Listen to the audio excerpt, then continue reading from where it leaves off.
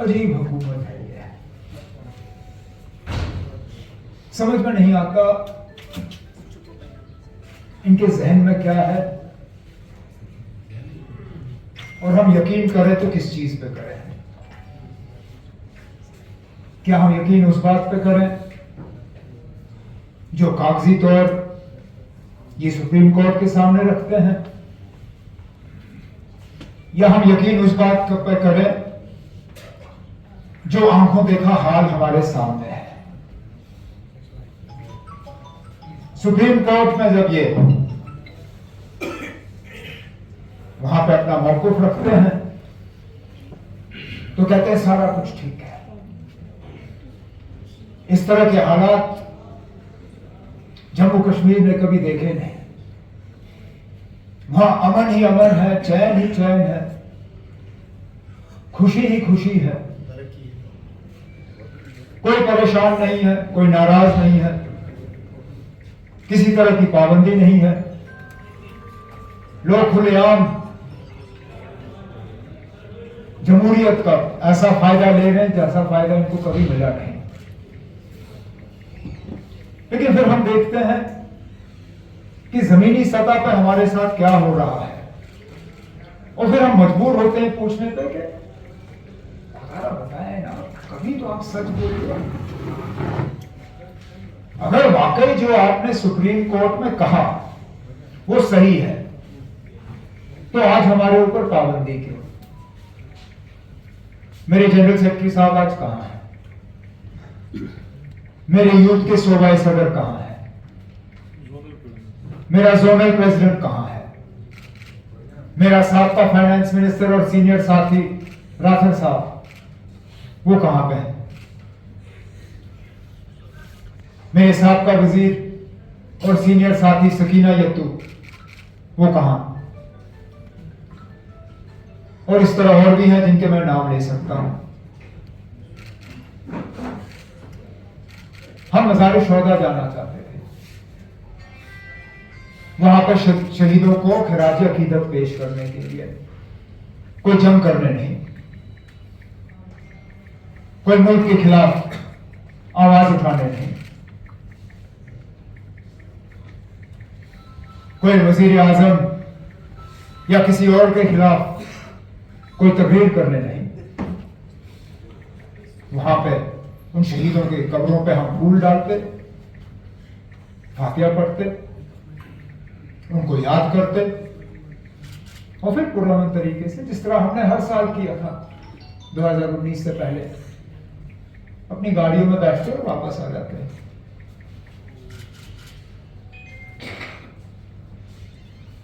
लेकिन ये इतने हिले हुए हैं कि आज मुझे भी घर से निकलने नहीं दिया। अब ये कहेंगे, मैं जानता हूं इनका तरीका ही ऐसा है, ये प्रेस वालों को बुलाएंगे और कहेंगे नहीं था, कोई पाबंदी नहीं थी। लेकिन सच ये है कि इनको लगता था मैं दफ्तर नहीं पहुंचूंगा। और मैं आपको बताऊं मुझे ये कैसे पता है। आप सब साथी यहां मीटिंगों में आते हो, प्रोग्रामों में आते हो, आपको पता है जिस दिन मेरा या फारूक साहब का प्रोग्राम होता है, बाहर सिक्योरिटी वाले वो मेटल डिटेक्टर लगाते हैं, उनके हाथ में वो होता है जेबों की तलाशी करने के लिए, यहां कोने में जैमर लगा होता है, हमारे मोबाइल फोन चलते नहीं है, और उसी से आप लोगों को आधा घंटा पौना घंटा पहले ही पता चलता है हाँ ना फारूक साहब ने, उमर साहब ने यहां आना है। आज है कोई यहां?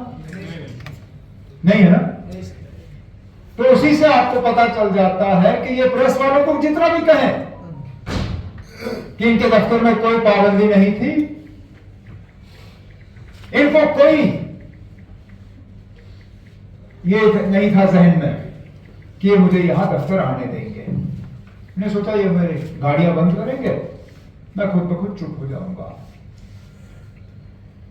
जहां मुझे गुस्सा इस बात पे आया कि मुझे अपने दफ्तर में इस तरह प्रोग्राम करने की इजाजत नहीं दी जा रही है, उसके बाद मेरे गुस्से में और ज्यादा इजाफा हुआ जब मैंने कहा ना ठीक है आप मुझे दफ्तर नहीं जाने दे रहे हो, कम उस अस्पताल में तो जाने दो जहां मेरा सीनियर साथी आज वेंटिलेटर के साथ जुड़ा हुआ है, जिसको ब्रेन हैमरेज हुआ है, जिसको डॉक्टर आज भी कहते हैं कि पता नहीं अगर हम इनको इस वेंटिलेटर से उतार पाएंगे भी नहीं या नहीं। मैंने कहा मैं वहां जाके उनके घर वालों के साथ हमदर्दी के 2 अल्फाज करके वापस आ जाऊंगा। मैंने कहा आप पूछते रहो। शुक्र है कभी कभी जाने अनजाने यही लोग हमारी मदद करते हैं। जहां पहले मेरे घर के गेट पे 3-3, 4-4, 5-5 लोग होते थे गेट की रखवाली करने के लिए, एक करके उन्होंने एक ही बंदा वहां छोड़ा। मैंने जब देखा कि उसका ध्यान कहीं और था,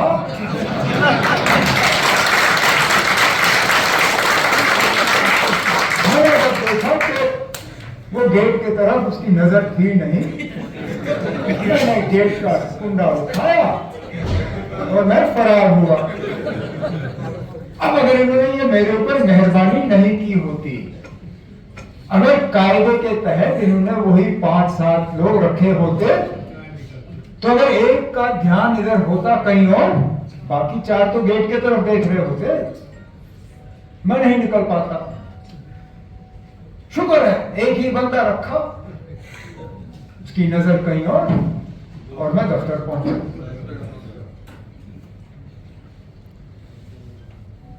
कितने अफसोस की बात कि हम दुनिया भर में जमहूरियत की बात करते हैं।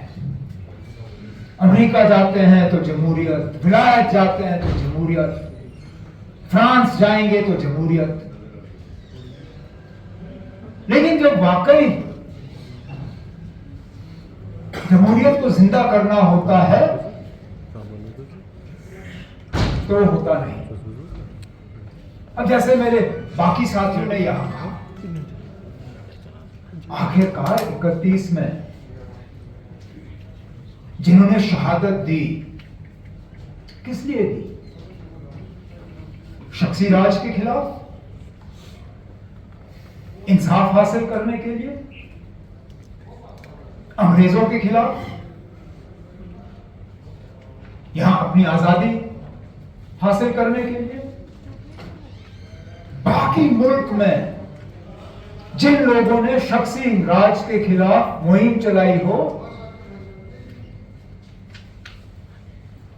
या अंग्रेजों के खिलाफ लड़ा हो, उनको आज भी श्रद्धांजलि पेश की जाती है, खराज अकीदत पेश की जाती है, पार्लियामेंट में याद किया जाता है।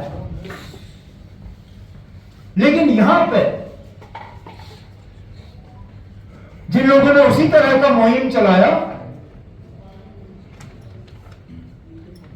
उनको जलील करने की कोशिश की जाती है। 13 जुलाई हमारा कौमी दिन, बाज़ाब्ता वहां स्टेट फंक्शन होता था, वो रद्द किया। छुट्टी थी उस दिन, छुट्टी भी कैंसिल की। चलिए हुकूमत का अपना हक होता है, वो करे ना करे। लेकिन हम जैसे लोग जो वहां जाके कम से कम खिराज अकीदत पेश करते, हमें भी वहां जाने की इजाजत नहीं। क्यों? क्योंकि आज के हमारे जो हुक्मरान हैं वो सारे फैसले सिर्फ मजहब देख के करते हैं। हकीकत यह है कि 31 में जो लोग कुर्बान हुए वो मुसलमान थे और मुहिम चला रहे थे गैर मुसलमान के खिलाफ। यही सच्चाई है और इसलिए इन लोगों को यह हजम नहीं होता। हकीकत यह है कि अगर 31 में शख्सी राज करने वाला मुसलमान होता और शहादत देने वाले गैर मुसलमान होते, आज सुबह लेफ्टिनेंट गवर्नर साहब उनकी तस्वीरों पे फूल चढ़ा रहे होते। है ये हकीकत या नहीं? ये सच्चाई है। तो उनको असूलों से कोई लेना देना नहीं। उनको सोच से कोई लेना देना नहीं, उनको इस बात से कोई लेना देना नहीं कि ये लड़ाई किसी मजहब के खिलाफ नहीं, उस सोच के खिलाफ, उस निजाम के खिलाफ, शशि राज के खिलाफ था। ये लोग सिर्फ और सिर्फ उसको मजहब के तराजू में तोलते हैं, और क्योंकि वहां शहीदों के मजार पर जो मुसलमानों के कब्र है,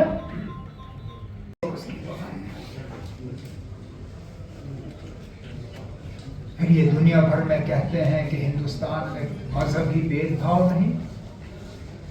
अरे मजहबी भेदभाव तो हम साबित करके आपको दिखा रहे हैं। अगर आपके पास मेरी इस बात का जवाब है तो दे दीजिए।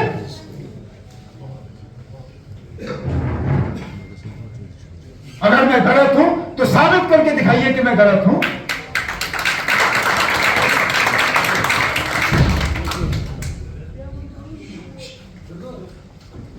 ये मुझे एहसास हो रहा है, जिसने कभी मजहबी सियासत नहीं खेली, कभी नहीं। मैं कभी मजहब के नाम पे वोट नहीं मांगता, कभी जात बराबरी के बुनियाद पर मैंने लोगों को अलग करने की कोशिश नहीं की।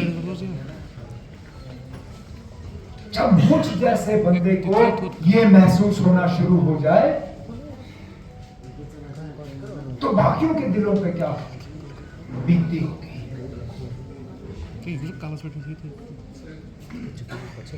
कि हमारे जज्बातों की कोई कदर नहीं,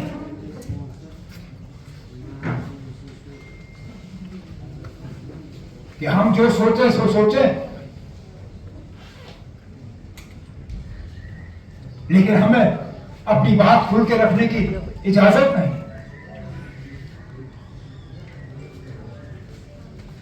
लेकिन कोई दिन हमेशा के लिए नहीं रहता। इंशाअल्लाह जिस शशि राज के खिलाफ 31 में इन लोगों ने कुर्बानियां दी, आज एक तरफ से देखा जाए तो उसी तरह का शशि राज, और उससे बदतर या नहीं। 31 में तो मैं था नहीं,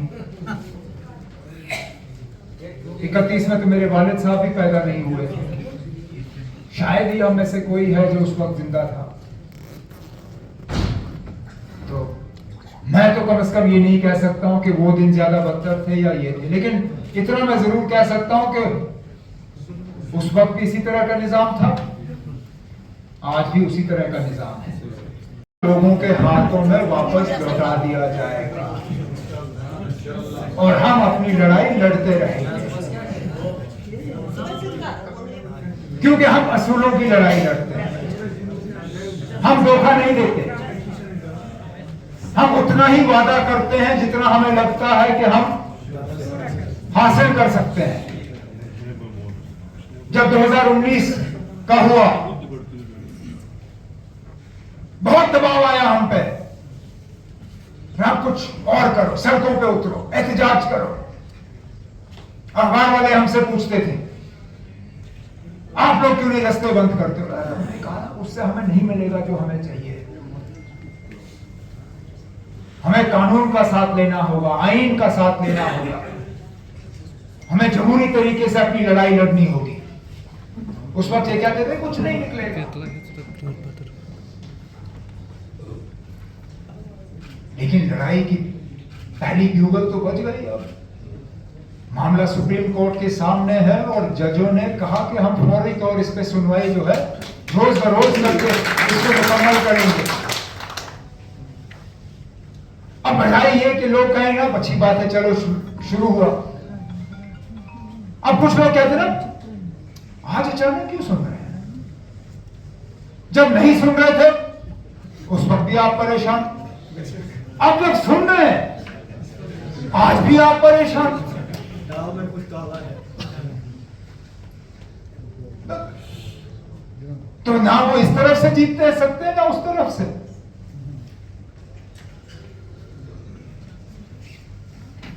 मैं मान के चल रहा हूं कि हमारा जो मौक़िफ़ है सुप्रीम कोर्ट के सामने सबसे ज्यादा मजबूत और दमदार है, इसमें कोई दो राय नहीं। और इंशाल्लाह हम बढ़ चढ़ के उसमें अच्छे से अच्छे वकीलों का जो है इस्तेमाल करके इंशाल्लाह उसमें कामयाबी हासिल करके इंसाफ दिलवाएंगे। तो कोई पूछेगा नहीं। हमने इन खानदानों को सियासत से हटा दिया है, ये पुरानी तंजीमें जो है ये गए। अरे नाब, अगर हम गए तो आपके इलेक्शन क्यों नहीं? अगर हम कहीं नहीं तो आप कहां?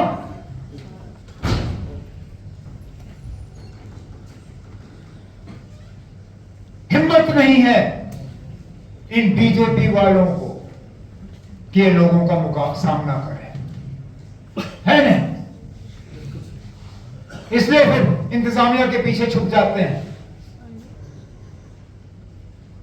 एडमिनिस्ट्रेशन का सहारा लेते हैं।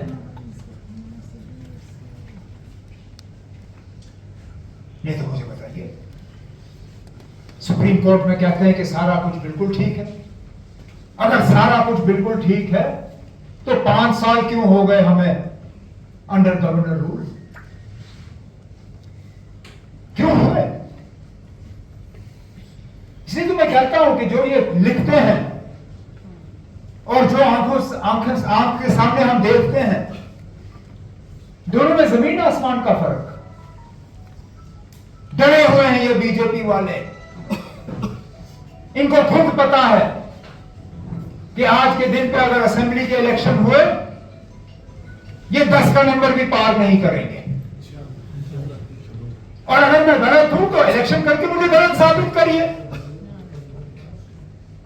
अगर मैं गलत हूं तो मेरे सही और गलत होने का सबूत जो है या उसका जवाब सिर्फ आपको इलेक्शन में मिलेगा।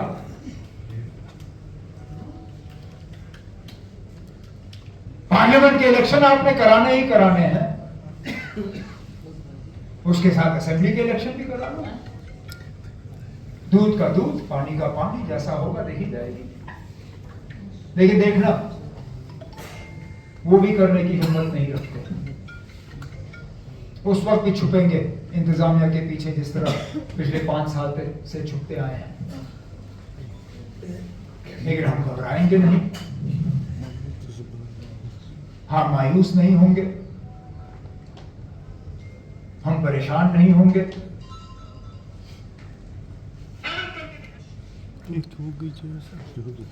हमारे इरादे सही हैं, हमारा मंजिल जो है सही है। अल्लाह ताला का साथ रहेगा, खुद ब खुद रास्ता जो है हमारे सामने साफ होगा।